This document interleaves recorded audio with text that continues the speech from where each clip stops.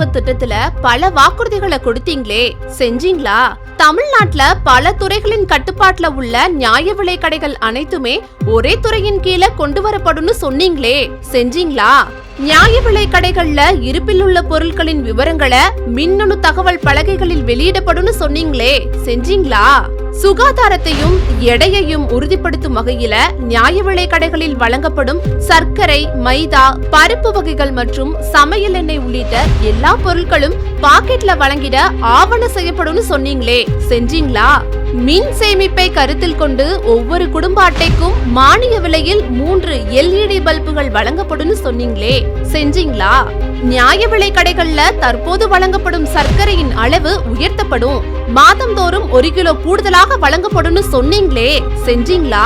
உளுந்தம்பருப்பு மீண்டும் குடும்ப அட்டைதாரர்களுக்கு வழங்கப்படும் சொன்னீங்களே, செஞ்சீங்களா? 20 தேதிகளுக்கு மேல போனா பொருட்கள் எல்லாம் கம்மியா தான் இருக்குன்னு 1-2 பொருட்கள் மக்களுக்கு கிடைக்குது. மக்களுக்கு சேர வேண்டிய உணவுப் பொருட்களை மளிகை கடைகளுக்கு விற்கும் அவலம்தான் விடியா மாடல் ஆட்சியில இருக்கு. ரேஷன் கடைகள்ல கைரேகை மற்றும் கண் பதிவேடு இயந்திரத்தில் ஏற்படும் சர்வர் பிரச்சனை காரணமா பொதுமக்கள் பொருட்களை வாங்க நீண்ட நேரம் காத்திருக்க வேண்டிய நிலை ஏற்பட்டிருக்கு.